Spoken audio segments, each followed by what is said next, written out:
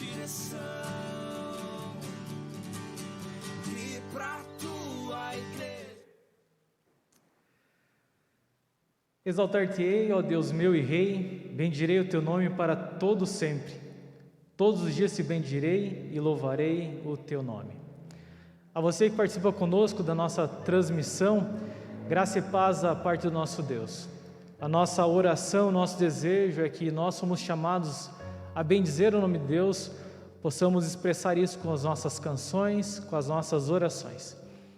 E esse é o momento que nós temos para lembrar de quem é Deus, aquilo que Ele faz, aquilo que Ele fez e também as promessas, aquilo que Ele fará.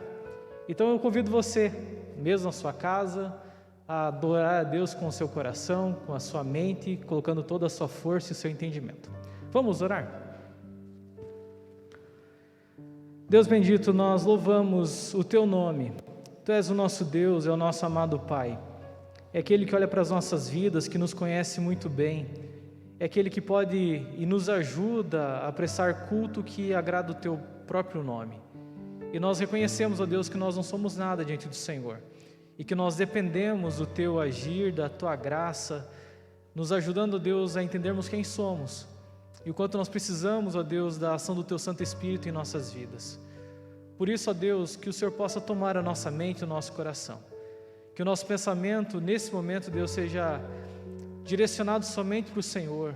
Pai, que as nossas distrações, ó Deus, que o nosso eu, nesse momento, possam sair de cena, para que somente o Senhor seja o alvo da nossa vida, da nossa adoração nesse momento. Em nome de Cristo Jesus que nós oramos e queremos exaltar o Teu nome. Amém. Salmos 95 diz o seguinte: Vinde, cantemos ao Senhor com júbilo, celebramos o rochedo da nossa salvação, saiamos ao seu encontro com ações de graças, vitoriemo-lo com salmos, porque o Senhor é o Deus supremo e o grande Rei, acima de todos os deuses. Nas suas mãos estão as profundezas da terra, e as alturas dos montes lhe pertencem. Dele é o mar, pois ele o fez. Obra de suas mãos os continentes. Vinde, adoremos e prostemo-nos, ajoelhemos diante do Senhor que nos criou. Ele é o nosso Deus e nós, povo do seu pasto e ovelhas de sua mão. Hoje, se ouvirdes a sua voz, não endureçais o coração. Até aqui. Então, vinde, adoremos e prostremos diante do Senhor. Aqui há um convite, há uma convocação ao povo de Deus em se reunir à casa do Senhor e juntos em comunhão adorar e servir a esse Deus. Todo o tempo, em comunhão, e não de qualquer forma, sim em espírito e em verdade.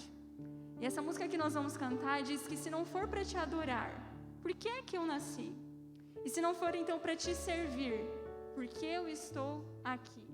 Que possamos sempre ter em mente que a nossa vida ela deve ser um louvor, uma adoração e um servir constantemente ao Senhor, que é o Criador de todas as coisas, que é o Rei acima de todos os reis, de todos os deuses, e é aquele que é o único digno de ser louvado.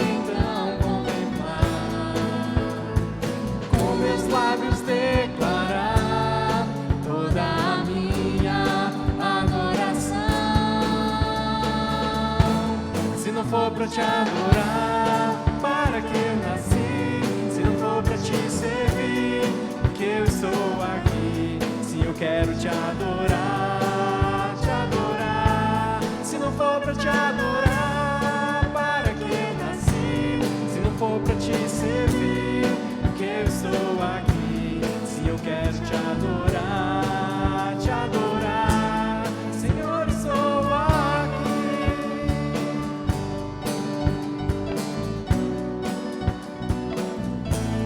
Senhor, estou aqui.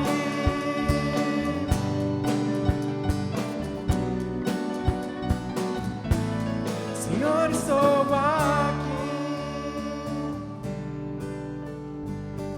Sim, Deus, nós te louvamos, Senhor, nós te adoramos o teu santo nome pelo Deus que tu és, Pai. O nosso dever, Senhor, é te adorar, e se não for para isso, não faz sentido a nossa vida, Deus. Nós nascemos para te louvar, para te adorar, e necessitamos também do Senhor, do teu agir nas nossas vidas para isso, Pai. Então, primeiramente, a mim e aos meus irmãos que estão aqui nesse culto, nesse momento, mas a todos que estão também nos assistindo, Senhor, que esse seja o propósito do nosso coração, de louvar e adorar o teu santo nome, Deus. Em nome de Jesus, amém, Senhor. Lucas 19, nós temos a história de um homem chamado Zaqueu. Ele era o chefe dos cobradores de impostos. E é interessante que o texto nos fala, diferente de uma música que fala sobre a história de Zaqueu, era interesse de Jesus ter um encontro com Zaqueu. Jesus passa por Jericó e se depara com esse homem em cima de uma árvore, lhe chama pelo nome. E os versículos 7 lembram que então todos que viram aquilo ficaram murmurando porque Jesus se convidou para jantar na casa de Zaqueu, se hospedando então na casa desse homem que era pecador aos olhos daqueles que o viam. Então diz o verso 8: Entre mentes Zaqueu se levantou e disse ao Senhor: Senhor, resolvo dar aos pobres a metade dos meus bens, e se em alguma coisa tenho defraudado alguém, restituo 4 vezes mais. Uma coisa que Zaqueu observou é que a sua vida não estava de acordo com aquilo que Deus exige, seja na sua moralidade, na forma de conduzir a sua vida. Ele estava diante do próprio Deus, mas ele não, por um momento, ele não tinha percebido um Deus que sonda o nosso coração. E antes de qualquer coisa, Jesus disse que houve salvação naquela casa. Deus, através de Jesus Cristo, teve a oportunidade de buscar aquele que estava perdido. Assim como Zaqueu observou as suas faltas, e quando ele fala de restituir 4 vezes mais, é justamente o entendimento de alguém que havia roubado. E conhecendo a lei judaica, ele deveria devolver 4 vezes aquilo que ele tinha pego. Nós vivemos também com o pecado, e às vezes nós não damos a importância ou o valor que ele realmente traz à nossa vida, o seu estrago que ele causa em nossa vida. Temos vivido em dias onde que vemos amigos próximos sendo levados por uma pandemia, por um vírus, e ele também veio para trazer destruição. Mas pior do que esse vírus que nos debilita, que rouba a nossa vida, é justamente entender que também tem um vírus, um pecado, ou uma ação na nossa vida, no nosso próprio DNA, na nossa natureza, que nos separa de Deus. E esse deveria ser o nosso momento de olhar para a nossa vida, e assim como Zaqueu, fazendo uma reflexão, observando suas faltas, nós precisamos também voltar a nossa vida, o nosso coração diante desse Deus, e observar o que temos feito de errado, e o que faremos diante dos nossos erros. Zaqueu, ele teve uma resposta ativa, tanto em ajudar aquele que estava diante dele, já que ele possuía muitos recursos, e ao mesmo tempo consertar seus erros. Eu quero convidar você mesmo na sua casa, mas com reverência a Deus, que você tivesse um momento de colocar diante de Deus os teus pecados e confessar seus pecados a Deus. Que você possa, por um momento, fazer um vasculhar da sua alma, lembrar das suas ações nessa semana, nesse dia, coisas que você fez que você sabe que desagradou a Deus, coisas não resolvidas. Esse momento de nós também, não apenas confessar, mas agir de forma ativa quanto aos nossos erros. Deus, Tu és aquele que pode transformar a nossa vida. Assim como o Senhor salvou a vida daquele homem que era reconhecido pelos seus como alguém que não era digno de ser visitado pelo Mestre Jesus. Pai, nós também não somos dignos de sermos habitados pelo Teu Santo Espírito. E assim como o Senhor transformou a nossa vida e tem nos transformado à imagem do Seu Filho dia após dia, nós clamamos a Deus que o Senhor purifique o nosso coração, tanto nos dando a compreensão dos nossos pecados que são reais, que existem em nossa vida, nos fazendo compreender, Deus, a necessidade que nós temos de abandoná-los, e não apenas abandonar, Deus, mas correr em direção ao Senhor, uma vida santa, uma vida separada ao Teu nome.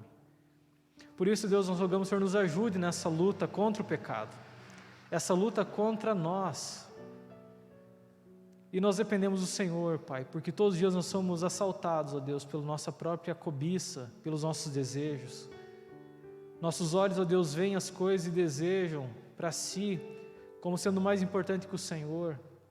O nosso coração é tão enganoso, que muitas vezes nós buscamos coisas achando que estamos fazendo para o Senhor, e quando na verdade é para nós mesmos. Por isso, Senhor, nos ajude, sonda o nosso coração, e derrame Tua graça e o Teu perdão sobre as nossas vidas, em nome de Jesus. Amém. Tem um hino que fala de uma transformação que Cristo faz, e Ele fez isso na minha vida, eu espero que Ele tenha feito também na sua vida. O hino 336 fala dessa ação graciosa de um Deus que nos vê ou nos via como perdidos, e todo aquele que está perdido pode ser encontrado por esse Cristo. Cristo me amou e Cristo por mim se entregou, transformando a nossa vida. E que você possa, em resposta a essa ação de Deus, de resgatar você da perdição, que você possa devotar toda a sua vida e todo o seu ser.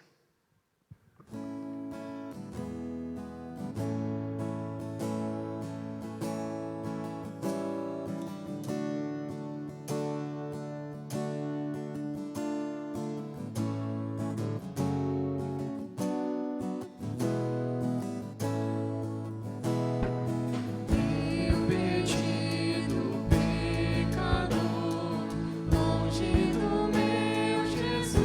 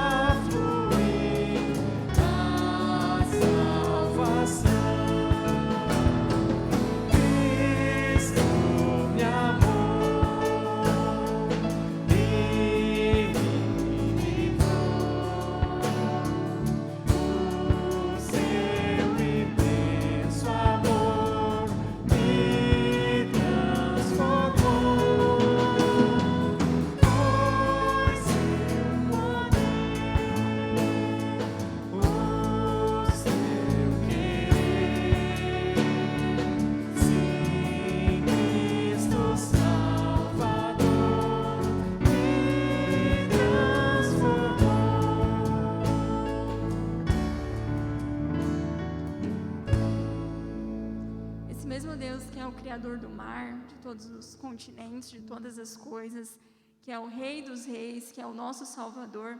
Ele deve ser o Rei das nossas vidas. Deve ser considerado aquele que governa as nossas vidas em todo o tempo, e não apenas um hóspede. E essa música que nós vamos cantar, ela é uma oração, né? Vem o Senhor a minha vida oferecer. É por entender que o Senhor é aquele que deve reinar as nossas vidas em todo o tempo. E nós então entregamos a nossa vida a Ele. E então entendemos que o nosso dever é adorá-lo, louvá-lo e servi-lo, praticar aquilo que Ele quer para nós em todo o tempo. Porque lá no refrão ela diz, né? Pois para te adorar foi que eu nasci. Então cumpra em mim o teu querer.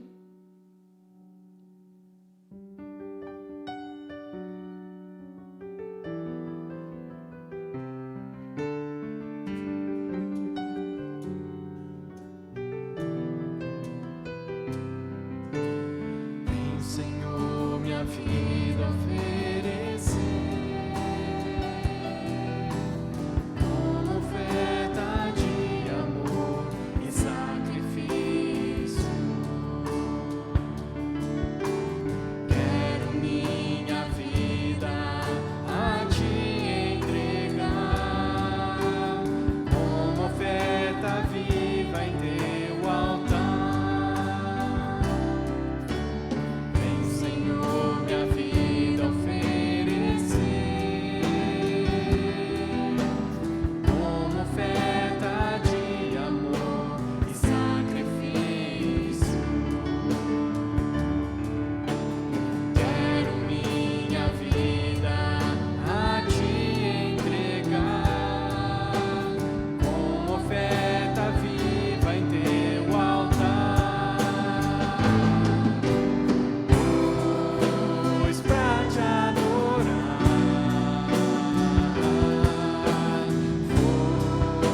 foi que eu nasci. Cumpra em mim o teu querer, faça o que está em teu coração, e que a cada dia eu queira mais e mais estar ao teu lado, Senhor.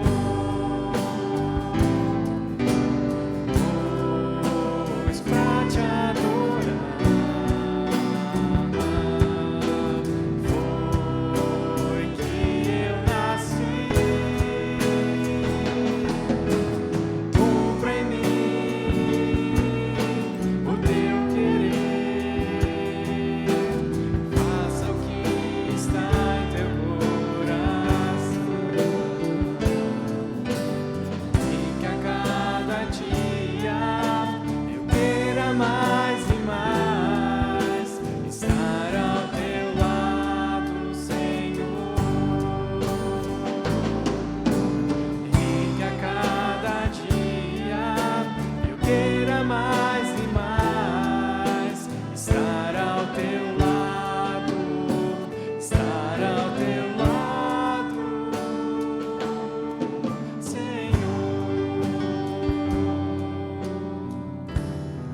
Sim, ó Pai, de fato que essa possa ser o desejo, né? E a vontade dos nossos corações, estar ao seu lado, ó Pai, a cada dia. E nós somos gratos, ó Pai, porque o Senhor é o nosso Salvador, ó Pai, é o Rei das nossas vidas, é aquele que nos sustenta, ó Deus, diariamente, ó Pai. Nós somos gratos, ó Pai, porque o Senhor tem um imenso amor, ó Deus, e olha para o nosso mais íntimo ser, ó Pai, e ainda assim nos ama, ó Deus, e nos guia diariamente no seu caminho, ó Pai. Obrigado, ó Pai, porque nós podemos olhar para a Tua palavra, Deus, e ver, ó Pai, que o Senhor nunca nos deixará, ó Pai, que nada pode nos separar, ó Deus, do amor do Senhor que tem por nós, ó Pai. Por isso nós clamamos nesse momento, ó Deus, que o Senhor reine sobre as nossas vidas, ó Pai, e que de fato o Senhor possa ser o Senhor, ó Deus, das nossas vidas, todos os dias. Capacite a vida do seu servo nesse momento, ó Deus, e que possa a sua palavra, então, ó Deus, falar aos nossos corações, ó Deus, e que possamos buscar a cada dia mais, ó Pai, estar em Tua presença, servindo ao Senhor, ó Pai, diariamente. Em nome de Jesus, ó Deus, é que oramos. Amém.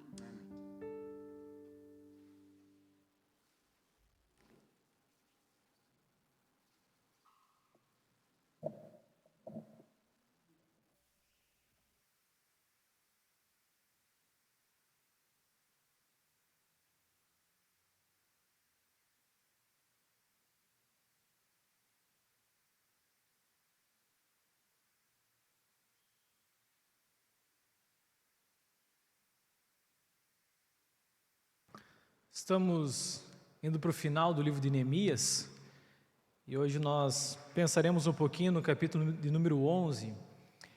E quando nós falamos desse recomeçar a nossa vida, nós passamos por um momento que nós ressignificamos muitas coisas, o nosso tempo, família, amigos, igreja.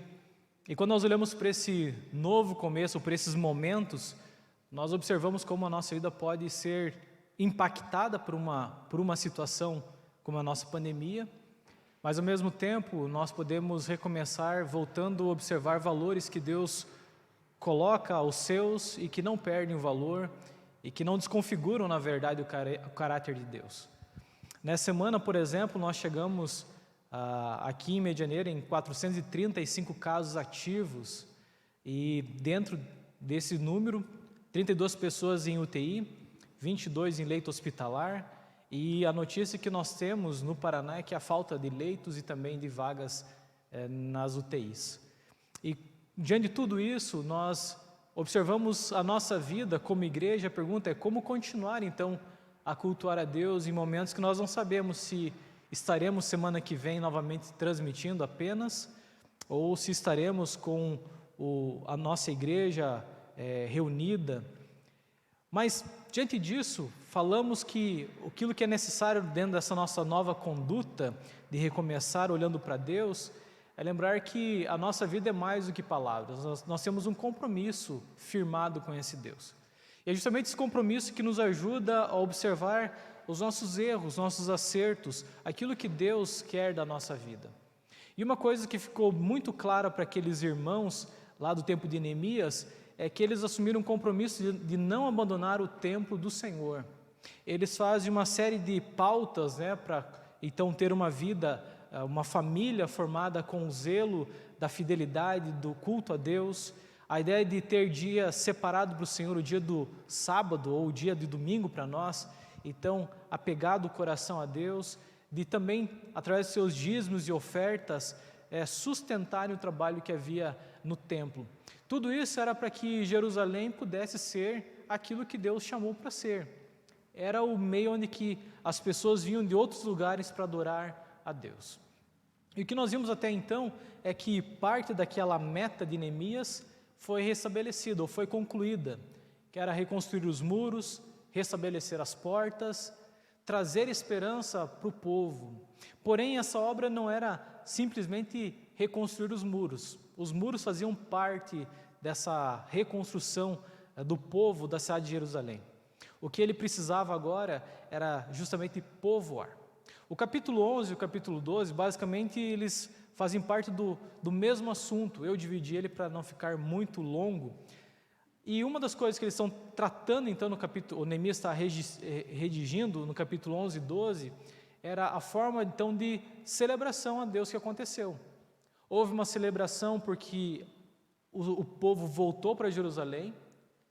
No capítulo 12 fala então da restauração do culto a Deus, da forma de serviço, de tudo aquilo que era necessário no templo, como também a dedicação dos muros ao Senhor. Então, pensando no capítulo 11, onde ele fala desse repovoamento, eu queria chamar a atenção quanto àquilo que nós vamos ver no verso de número 2, a vontade que o povo teve de se voltar a Deus, de se voluntariar, de se entregar ao nosso Deus.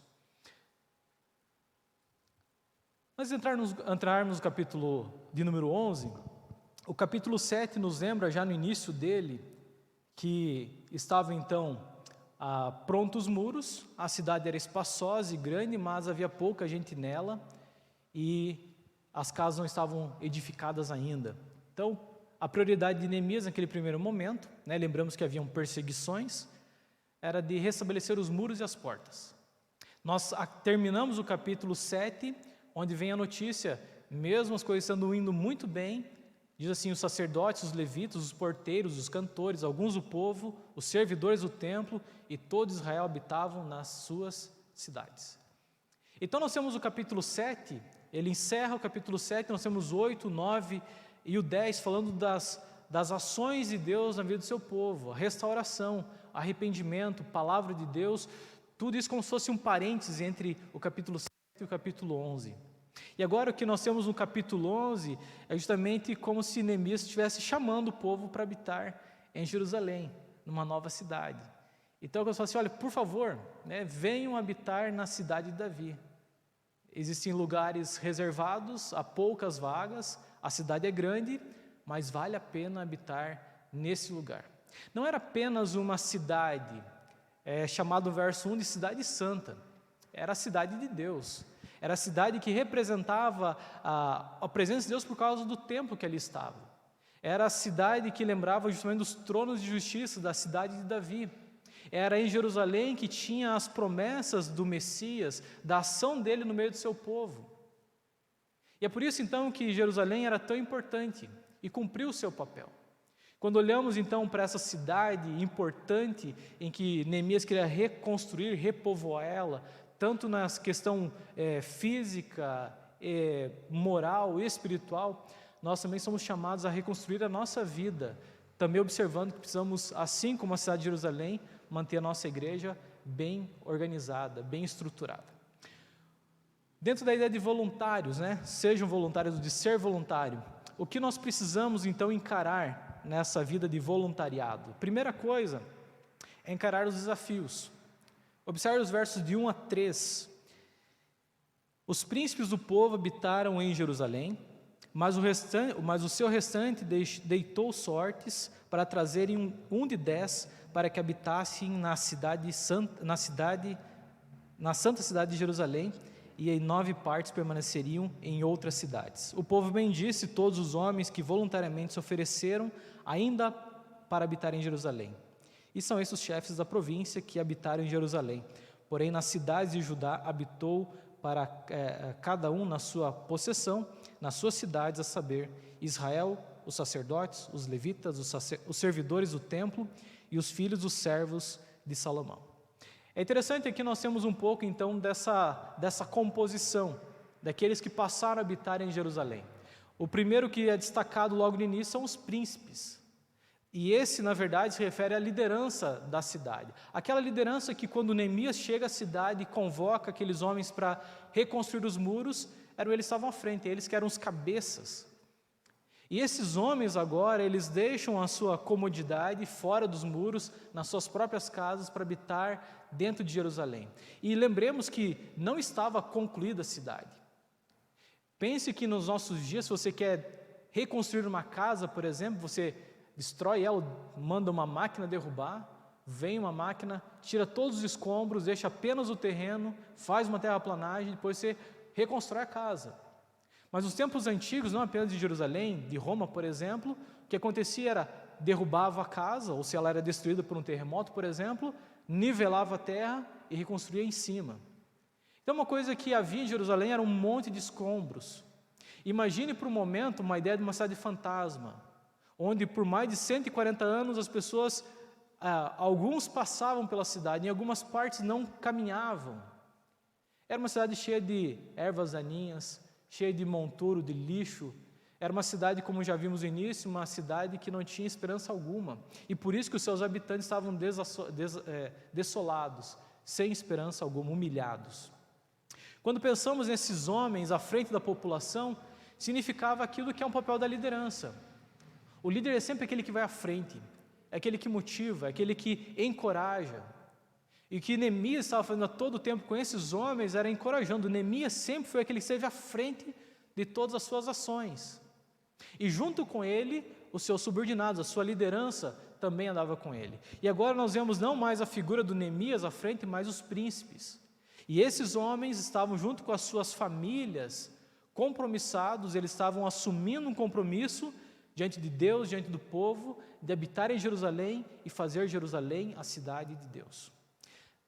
Não apenas os príncipes, também nós vemos um grupo de escolhidos, 10%. Então, 1 de cada 10 famílias foram escolhidos para habitar em Jerusalém. Esse, na verdade, é uma forma um pouco mais, agora, não voluntária, mas até mesmo por uma escolha. Nós não sabemos bem qual foi a forma que lançaram sortes. Antigamente nós tínhamos, no tempo de Moisés, ainda o uso do Urim e Tumim. Era como se fosse dados, né? Onde Deus direcionava a escolha, ou respondia. Tem uma passagem de Provérbios 16:33, diz assim: a sorte se lança no regaço, mas o Senhor procede toda a decisão. Então não era simplesmente um lançar sortes ao acaso, ao aléu. Era justamente na esperança que Deus ia responder aquilo que era necessário de uma forma correta para que o seu povo pudesse habitar com pessoas em Jerusalém que pudessem manter o zelo e o compromisso com Deus. E nós temos um terceiro grupo, então, importante aqui, que está no verso 2, que foram os voluntários. O povo bendisse todos os homens que voluntariamente se ofereciam ainda para habitar em Jerusalém. A palavra voluntário é aquele que faz algo sem ser obrigado. A ONU define voluntário sendo aquele que, devido ao seu interesse pessoal ou ao seu espírito cívico, dedica parte do seu tempo, sem remuneração alguma, a diversas formas de atividades organizadas ou não. Mas aqui, na verdade, não é apenas uma ideia de um voluntário que serve uma ONG ou uma ação sem esperar nada em troca. E, na verdade, nós não esperamos nada em troca quando trabalhamos para Deus, a não ser aquilo que Ele mesmo já nos deu. Na verdade, nós aguardamos as promessas do Senhor. E quanto a esses homens aqui, a ideia é que ainda não tinha se cumprido o número, mas homens amando a cidade, amando Deus, amando o templo, amando aquele processo todo de restauração de Jerusalém, eles resolveram sim fazer parte da história de Jerusalém. E qual era o problema de encarar os desafios, ou quais eram os desafios que eles enfrentariam em Jerusalém? Primeiramente, entendendo que Jerusalém era uma cidade complicada.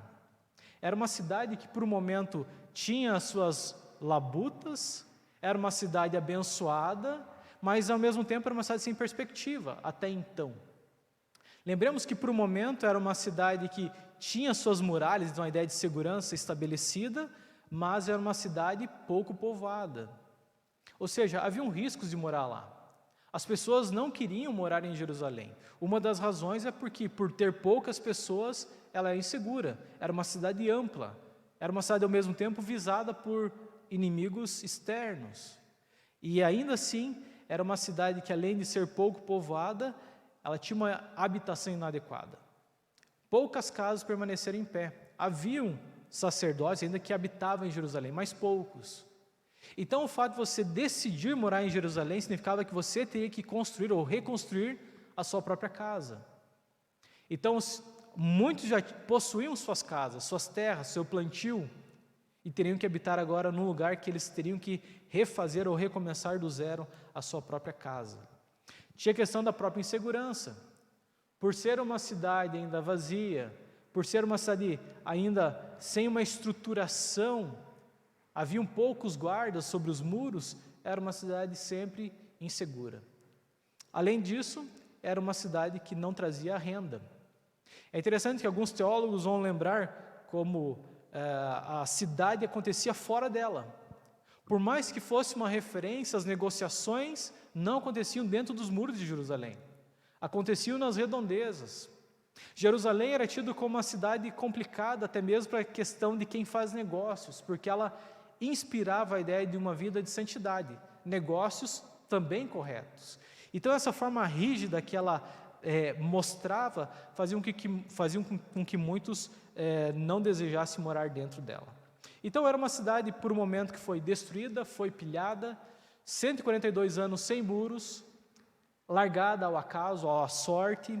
Era uma cidade que os moradores eram desqualificados pelos habitantes ao redor, era uma cidade cercada de inimigos, era uma cidade espiritual na sua simbologia, mas que naqueles momentos ainda não tinha recuperado o seu valor. E ainda assim, era uma cidade que, para que as pessoas voltassem a habitar nela, exigia sacrifício. Mas com tudo isso, é importante pensarmos, então, por que era importante residir em Jerusalém? Porque era importante toda essa forma que Neemias conduziu de trazer príncipes, homens escolhidos dentre as famílias, ou seja, uma seleção de homens ou de famílias para habitar em Jerusalém, e até mesmo aqueles que de uma forma voluntária foram habitar dentro dos muros. Primeiro que a cidade precisava de proteção. Os versos 4 e 14, por exemplo, vão lembrar que aqueles que foram habitar eram homens valentes, homens fortes, homens corajosos. E ao mesmo tempo você percebe que não eram todas as tribos que foram habitar em Jerusalém, apenas duas, os filhos de Benjamim e os filhos de Judá. E é justamente essas duas tribos que não apenas restauram a cidade de Jerusalém, mas o entorno de Jerusalém, como se fosse Medianeira e o estado do Paraná. Houve uma intenção, na verdade, de Neemias de fortalecer a principal cidade de Jerusalém, mas fazer com que as demais também fossem bem estruturadas, que as demais também tivessem culto a Deus, que as outras tivessem levitas, sacerdotes, que pudessem levar o povo à adoração. Então, a cidade precisava de uma multidão para atender as suas demandas, e também ela precisava ser aquilo que ela foi designada a ser. Quando nós pensamos, por exemplo, em Foz do Iguaçu, uma das coisas que nós lembramos como característica dela é uma cidade turística. Imagine uma Foz do Iguaçu sem visitação, sem turismo. Imagine uma Foz do Iguaçu sem as suas cataratas. Ela perde a sua importância no cenário turístico do país ou do mundo.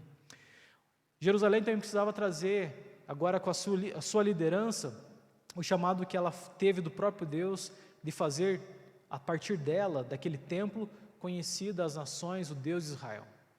Por isso, havia então uma obra a ser completada, não muros mais, mas agora um grupo de pessoas habitando dentro dos muros, fazendo que a adoração do templo pudesse acontecer de forma perfeita diante dos olhos de Deus. E é nesse momento, então, nós vemos que pessoas importantes foram habitar nesse lugar. Pessoas, algumas com nomes, algumas sem nomes. Algumas com o seu próprio título de príncipe, mas algumas voluntárias, que não eram conhecidas, mas que eram observados pela sua atitude. Da mesma forma, quando nós entendemos que nós devemos ser voluntários, a ideia de ser voluntário também é estar disponível para colocar os nossos dons a serviço de Deus. Eu não vou ler os versos 6 ou os versos 4 ao 36, porque é uma lista longa de nomes, mas eu queria destacar alguns versículos. Nós lemos o verso 13, lembrando que havia então chefes das províncias, que habitavam em Jerusalém, e ele lembra das cidades próximas de Judá, então levitas, servidores, os servos de Salomão. E vem no verso 4, dizendo assim: habitaram, pois, em Jerusalém alguns dos filhos de Judá e dos filhos de Benjamim. E daí ele vai seguir, do verso 4 em diante, até o verso número 6, a lista dos nomes desses filhos de Judá. E ele vai lembrar no final que foram 468 homens valentes que habitaram da tribo de Judá dentro de Jerusalém. Da tribo de Benjamim ele também lembra, o verso 7, ele fala do número de 928 homens que habitaram em Jerusalém. Esses homens valentes, ou esses homens da tribo de Benjamim, foram homens, ou foram famílias, ou foram as tribos que por último se entregaram à idolatria. Foram as duas tribos que permaneceram fiéis a Deus mais tempo que as 10 tribos do norte. E agora o que eles fazem é não mais misturar samaritanos ou outras tribos do norte no meio deles. Eles fazem com que em Jerusalém habitasse apenas essas duas tribos. E nós observamos também que a intenção deles não era apenas a ideia de separar homens voltados ao serviço de Deus, mas como também restabelecer o serviço no templo. O verso 10 nos lembra, por exemplo, que foram chamados os sacerdotes, Jedaías, filho de Joiaribe, Joaquim, e segue mais uma lista no número de 822. Ou seja, o templo deveria ou precisava continuar, e não apenas esses homens, mas tem mais 128, totalizando 950 pessoas que trabalhavam no templo. Ou seja, os sacerdotes eram aqueles que preparavam os sacrifícios, que eram responsáveis pela adoração, pela forma cultica. Toda a simbologia do templo era utilizada dos sacerdotes. Esses homens agora estavam sendo obedientes à fé, obedientes à lei do Antigo Testamento, e mostrava que aquela cidade tinha um papel fundamental, que era trazer de outras regiões o seu povo para adorar a Deus como Deus exigia. Os versos 15 e 16 lembram outro grupo, os levitas, aqueles que trabalhavam agora, segundo o verso 17, de forma voluntária, dirigindo louvores nas suas orações. O verso 16 diz que eles serviam fora da casa de Deus, ou seja, não era apenas um serviço dentro do templo, mas no pátio externo, e até alguns acreditam que até fora do domínio do templo, esses homens estavam ensinando as Escrituras, estavam levando o povo a buscar a Deus em espírito e em verdade. E isso mostra que não era uma questão de disputas, mas eram homens que entendiam o seu local, o seu serviço, e estavam colocando a sua vida para servir. Esses homens estavam orando, cantando, e ao longo do livro de Neemias, o que destaca no verso 17 é justamente esses chefes que dirigiam os louvores nas orações. Ou seja, era um momento de ter comunhão com Deus, era um momento de, à luz da palavra de Deus, das Escrituras, poder dirigir suas orações que geralmente falavam dos grandes feitos de Deus, que lembravam do caráter de Deus no meio do seu povo. É por isso que quando vivemos um período como o nosso agora, nós precisamos também lembrar da necessidade das nossas orações. Temos um período de pandemia, um período crítico, na verdade, dentro da história desse 1 ano e alguma coisa de pandemia, e esse para nós é o pico, ou tem sido o pico de toda essa pandemia. Mas de repente, mesmo sendo o pico, nós não temos colocado os nossos joelhos dobrados em oração quanto à necessidade, quanto à urgência do momento que vivemos. E o que nós aprendemos com Neemias é que em todo tempo ele buscava Deus em oração. Apenas às vezes com pequenas frases, orações instantâneas, como aquela que ele fez diante do rei. Orações que na verdade eram fruto daquilo que ele meditava, daquilo que ele já pedia a Deus. E a oração desses levitas é justamente isso, para que Israel pudesse cumprir aquilo que ele tinha se comprometido com o Senhor. E nós vemos não apenas os levitas, sacerdotes, as tribos, então Benjamim e Judá, como também outros servidores. Dos levitas eram 284 e dos porteiros da guarda das portas, 172, segundo o verso 19. Então havia todo um trabalho, haviam pessoas que estavam diretamente relacionadas ao serviço do Senhor, como os levitas, como os sacerdotes, mas haviam homens que, por um momento, eram vistos numa categoria inferior, como porteiros. Mas uma coisa que é importante lembrar é que todo serviço feito para Deus tem o seu valor, seja para aqueles que trabalham dentro de Jerusalém, como também, na sequência, vemos nos versos 20 e 25, aqueles que trabalhavam fora de Jerusalém. Por um momento vemos a importância de restabelecer a cidade de Jerusalém. Mas o que adiantaria Jerusalém estruturada se o seu redor não estivesse também estruturado? Nós vemos então os versos 20, lembrando que o restante de Israel, dos sacerdotes, dos levitas, eles foram estabelecidos em cidades em torno de Jerusalém. Então não era apenas em Jerusalém que havia adoração, nas outras cidades também havia. E também, em verso 24, fala que também haviam homens ligados aos negócios do povo, aqueles que estavam relacionados com a forma de governo, de observar o bem-estar da população. Os versos 25 lembram que não apenas as cidades próximas, as aldeias, aquelas vilas um pouco mais distantes ou um pouco mais fora daquela área das principais cidades, dos vales, estavam também voltados a adorar ao Deus de Israel. Diz o verso 36, os levitas haviam grupos tanto em Judá como em Benjamim, ou seja, toda a região foi alcançada.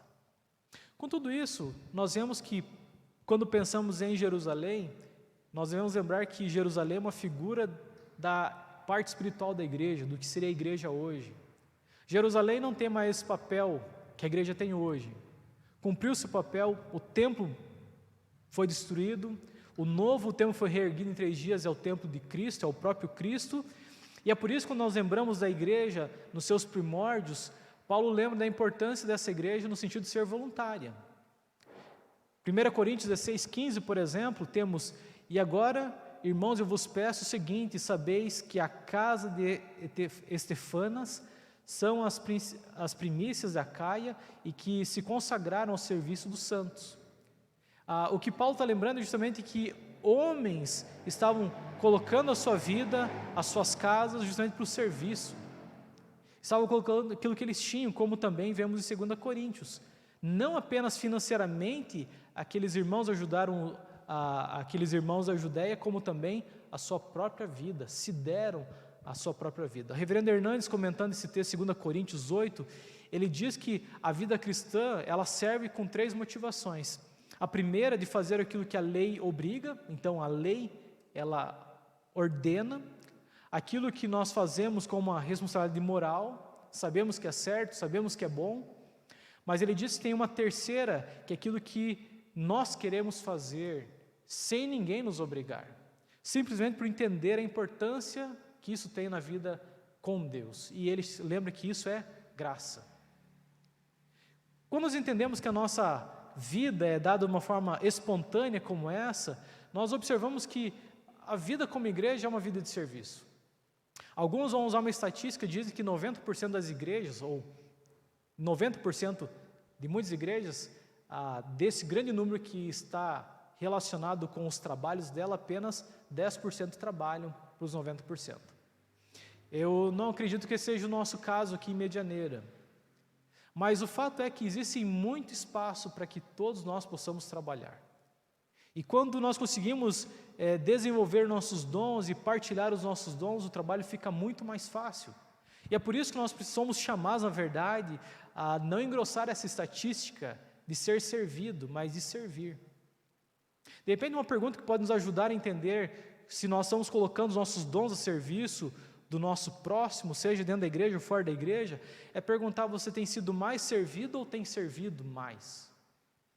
Qual é a equalização de ser servido ou de servir que está mais presente na sua vida? Você consegue se descrever como uma pessoa voluntária, uma pessoa disponível, disposta ao serviço, ao servir? Eu queria lembrar que dentro desse grupo chamado igreja, desse corpo vivo, muitas pessoas trabalham. Hoje, por exemplo, para que você possa participar conosco da nossa transmissão, pelo menos 9 pessoas estão aqui dentro desse templo. E de repente parece que a evidência sou eu que falo mais tempo aqui. Mas tem todo um corpo que se relaciona para que isso aconteça.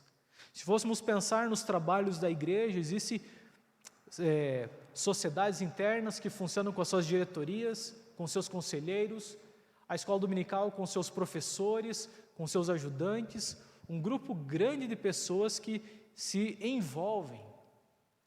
E uma coisa que o voluntariado, a vida de trabalho voluntário nos oferece, nos ensina, é que a vida com Deus, na verdade, ela é determinada pela nossa fidelidade a Ele. Lembremos que Deus nos deu dons, Ele nos capacita com dons. E nós, às vezes, nós pensamos ou esperamos que as pessoas, elas reconheçam o nosso trabalho. Às vezes, trabalhamos mais por aplauso do que pela nossa fidelidade a Deus. E a vida de voluntário, segundo Cristo, é aquela que, segundo o texto de Paulo diz, é aquela que, na verdade, nós esperamos, diante desse Deus, ser encontrado dos fiéis. Ao dispenseiro, o que se requer deles e que cada um deles seja encontrado fiel diante do Senhor. Com tudo isso, eu queria pensar como igreja, ou para nós, algumas verdades. Primeira coisa que eu queria lembrar a você, que assim como no tempo de Israel, algumas pessoas estavam em destaque porque foram morar em Jerusalém, alguns porque faziam trabalhos no templo, sacerdotes, levitas, eram reconhecidos, tinham seus nomes naquela lista. Queria lembrar que muitos não tiveram seu nome, mas trabalhavam. E às vezes pessoas que não aparecem, elas são responsáveis para com que as coisas possam acontecer. Então, a primeira coisa é, todos nós somos chamados ao voluntariado. Todo aquele que encontrou a vida com Deus é chamado para colocar o seu dom a serviço do próximo, a serviço de Deus. Então, tire da sua ideia, aquela ideia que para você poder exercer a sua vida com Deus, você precisa cantar num grupo de louvor ou tocar. Isso é apenas um detalhe dos muitos dons que Deus tem dado. Deus trabalha, como a Bíblia diz, com uma multiforme graça. Ou seja, Ele nos capacita com muitas coisas. De repente você não tem nenhum dom musical, mas você é aquele que pode ser chamado sim para ser aquele que vai assistir aquele que precisa na área da assistência social. Você de repente é aquele que é voltado à oração, à intercessão. De repente você é aquele que é voltado para o ensino, para o discipulado. Simplesmente, às vezes, sendo a porta para que outras pessoas possam, através de você, fazer uma ligação entre você e a igreja, ou alguém da igreja. Então, entenda, você foi chamado ao voluntariado. Seja voluntário. Segunda coisa, entendemos também que nós precisamos fazer isso, o trabalho voluntário com excelência para Deus. No meio secular, e não apenas secular na igreja também, às vezes nós entendemos que por não sermos remunerados por aquilo que nós fazemos, nós não temos responsabilidades. E nós temos. E até, na verdade, quando pensamos naquilo que nós fazemos para Deus, nós temos uma responsabilidade ainda maior. Nós precisamos entender, na verdade, que aquilo que Deus nos deu deve ser feito com excelência. E não apenas excelência daquilo que nós já alcançamos. Nós somos chamados justamente para ir além, para buscar pessoas, para desenvolvermos os nossos próprios talentos que Deus já nos deu. Mas é também aquele que aplica a sua vida a preparar pessoas para servir junto. Nós deveríamos, na nossa área de atuação, no nosso dom, observar aquelas pessoas que têm o mesmo dom que nós temos, ou parecidos, e ajudar essa pessoa a desenvolver o dom que elas possuem. De repente vemos na igreja homens capacitados ou mulheres para ensinar. Por que não começar a olhar outros irmãos que têm também capacidade em ensino ou no ensino, para andar junto, para andar um pouco mais? Aquele que tem capacidades na área da música, é observar que eles têm uma boa voz, que tem uma voz já ajustada ou mais arrumada. Por que não aproximar ainda e ajudar, incentivar? De repente aqueles que querem ensinar, às vezes não tem jeito a princípio, mas nunca tentaram. Por que não observar? Por que não ser um ajudante, por exemplo, de um berçário, para ter um primeiro contato? E a terceira coisa que eu queria lembrar para nós nessa noite, para ficar como lição, é que se você acha que servir como se tem servido está pesado, às vezes parece que não vale a pena, eu queria lembrar que Jesus ele se entregou por mim, por você voluntariamente, e valeu a pena. Lembremos, por exemplo, que Jesus não precisava dar a sua vida por nós, mas a Bíblia diz que ele voluntariamente ele se entregou por nós. João 13, por exemplo, nos lembra naquela cena do lava-pés, que Jesus, ele, passando a lavar os pés, ele perguntou para os discípulos: vocês compreendem o que eu estou fazendo? Então, ele diz: vós me chamais o Mestre e o Senhor, e dizeis bem porque eu sou. Ora, se eu, sendo o Senhor e Mestre, vos lavei os pés, também vós deveis lavar os pés uns dos outros, porque eu vos dei o exemplo, para que, como eu fiz, façais vós também. Jesus foi como voluntário, como um servo. Ele não precisava ser mestre, sendo mestre e Senhor, lavar os pés dos discípulos. Era um trabalho de escravo, era um trabalho de servo. E o que ele fez de forma voluntária? Ele foi à frente e ele serviu os seus próprios discípulos. E ele diz: ora, se sabeis essas coisas, bem-aventurados sois se as praticardes. Nós temos vivido em dias que estamos voltando, na verdade, a ser mais individualistas. Temos vivido em dias ou em momentos que nós não temos o prazer em servir o próximo. Mas lembre-se, quando nós servimos o próximo, uma coisa que você está fazendo é negar-se a si mesmo. Você está, durante um momento, deixando de fazer aquilo que você acharia que era interessante para você, para gastar seu tempo em ajudar outras pessoas. É o momento que nós estamos também cumprindo o nosso papel de fazer como Cristo, andar com as pessoas, transmitir valores de Cristo à vida das pessoas. Então, o meu chamado para você, para nós essa noite é: seja um voluntário. Coloque a sua vida a serviço do Senhor. Somente quando nós nos colocarmos a essa disposição, nós vamos poder recomeçar nossa vida com Deus. Não como o mundo oferece, cada um no seu quadrado. Na verdade, é indo para fora, alcançando aqueles que estão fora da igreja, não dentro de Jerusalém. Oremos. Deus, obrigado pelo momento que nós tivemos aqui, nesse lugar, nesse templo. Meu Deus, por mais que esse templo tenha a sua importância e ele é amado por nós, ele é apenas um templo de paredes. Ó Deus, esse templo vazio é frio, sem sentido. Ele só faz sentido quando a tua igreja está aqui dentro. E Pai, nós te agradecemos porque mesmo com o templo fechado ou restringido, a tua igreja continua viva, a tua igreja continua atuante. E Pai, nós queremos clamar para com a vida da tua igreja, que o Senhor, mesmo em momentos difíceis como vivemos, o Senhor nos ajude a servir aquele que está do nosso lado. De repente o nosso vizinho, o nosso amigo, o nosso irmão na fé. Ó Pai, ajude a quebrar as barreiras que nós mesmos criamos. Ó Deus, ajude a nos aproximar daqueles que estão próximos a nós, aqueles que nós amamos, e também aqueles que nós estamos distantes. Deus bendito, nós clamamos por Tua intervenção em nossas vidas. Que o Senhor possa recomeçar uma nova obra em nossa vida. Que o Senhor possa reconstruir as nossas casas, para que nós possamos, diante do Senhor, viver uma vida que agrade o Teu nome. Deus, eu rogo também a Deus pelo nosso município, pelo nosso país. Deus, clamamos por pessoas que estão enfermas, pessoas, Deus, que estão num leito, Deus, numa UTI, pessoas que estão aguardando uma vaga, Deus, para estar sendo hospitalizadas. Deus, nós cremos que o Senhor pode curar, nós cremos que o Senhor pode agir de uma forma sobrenatural sobre a vida daqueles que estão enfermos. O Senhor pode mudar a nossa sorte, porque o Senhor é Deus, porque não há impossíveis para o Senhor. Ó Deus, agradecemos porque até aqui o Senhor tem nos ajudado, mas Pai, nós clamamos por aqueles, ó Deus, que perderam seus entes queridos nesses dias. Deus, que o Senhor possa também, ó Deus, fortalecê-los, que o Senhor possa encorajá-los a continuar a seguir, ó Deus, que o Senhor ajude a curar aquelas feridas que ficaram, que o Senhor possa ajudá-los a recomeçar.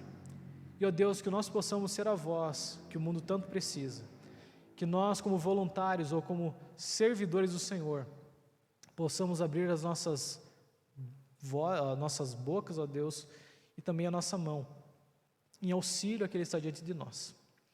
Assim, Pai, nós oramos por essa semana que se inicia.